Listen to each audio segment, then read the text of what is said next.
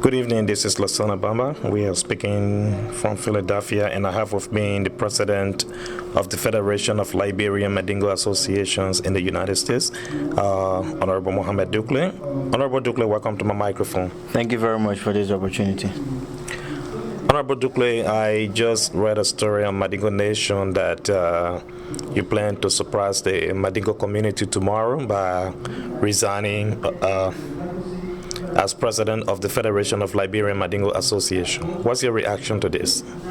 Well, thank you for the question, but I would also want to find out as to the source of the information, because when I read that very story, it said a story from unconfirmed reports. And as a professional leader, I don't believe in hearsay and I don't believe in unconfirmed reports. I think the legitimacy of the story must be established before we can even go further. Since in fact it's unconfirmed, and there's no reason to discuss it until it can be confirmed. Yeah, but in case it were confirmed that you were going to resign tomorrow, what would you say about it today?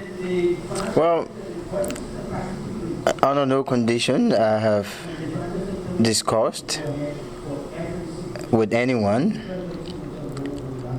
about anything concerning resignation. I think we took on this leadership as an oath to our community, a promise to serve and serve them the best way possible. And no amount of hardship and difficulty would lead us to being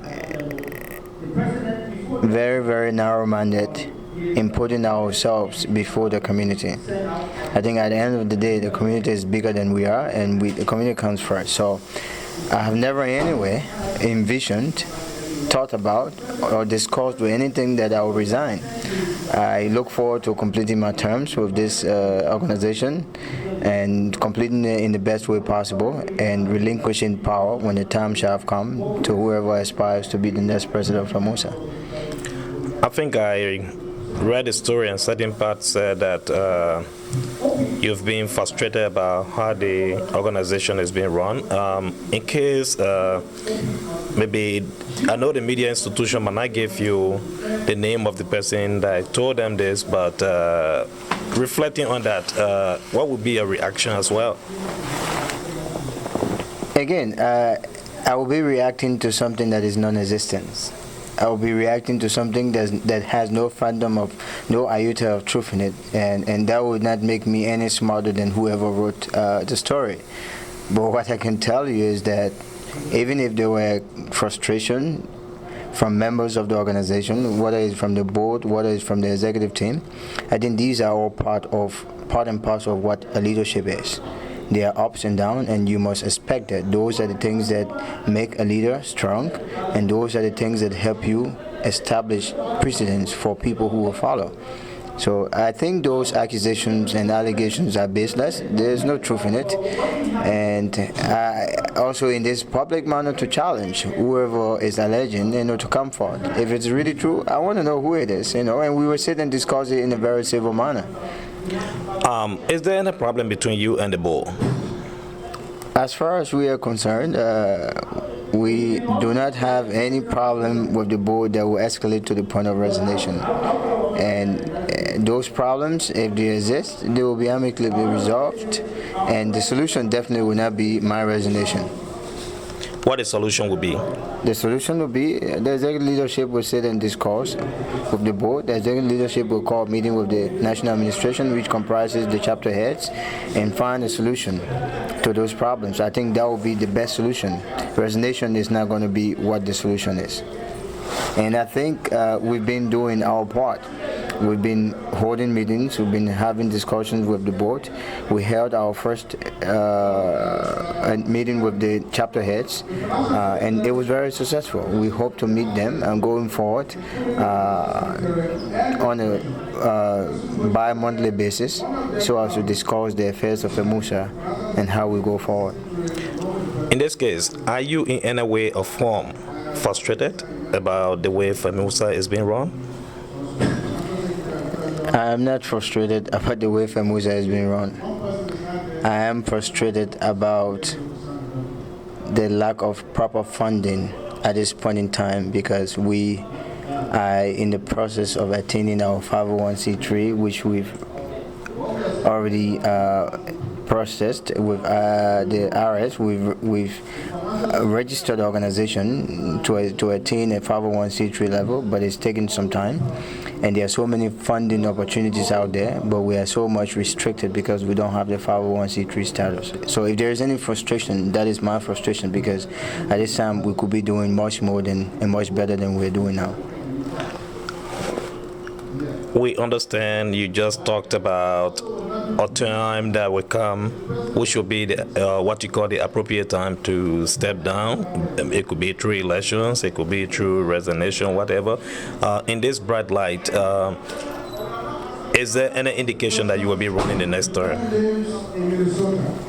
I believe in democracy, and I believe that FELMAUSA as an institution and we as individuals should learn to empower others. I think one of the things that have really killed Africa is the intentions of individuals to perpetuate themselves in power once they attain power. I don't control destiny.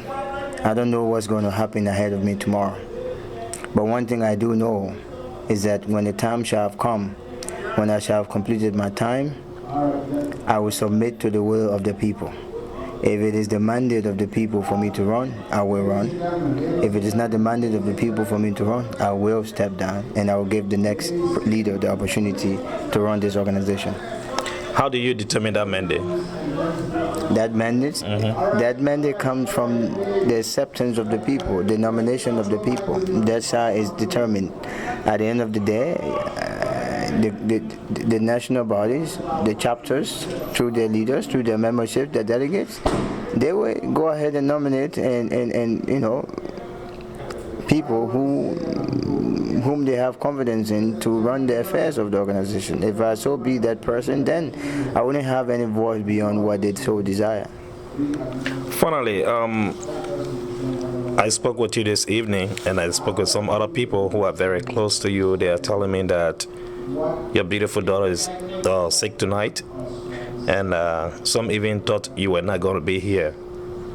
What motivated you, despite your daughter's sickness, to come and attend this convention? It is true, and I want to thank you for your concern for my daughter. Yes, my daughter is not well. She's in a critical condition in the hospital. It's something that I deeply care about, something that bothers me.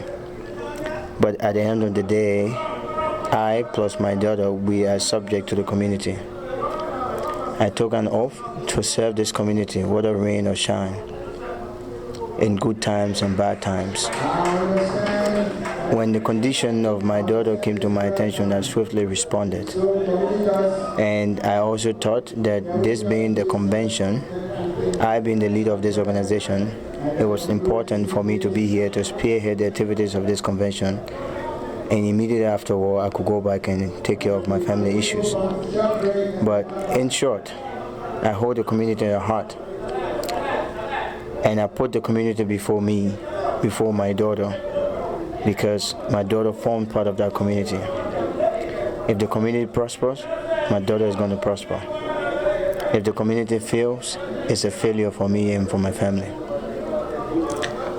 Well, that was a very powerful way of ending this interview, and we wish your daughter a very speedy recovery. That was the voice of Honorable Mohammed Dukle, President of the Federation of Liberian Mandingo Associations in the United States, and he's been in conversation with Lassana Bamba. Thank you ever so much for listening.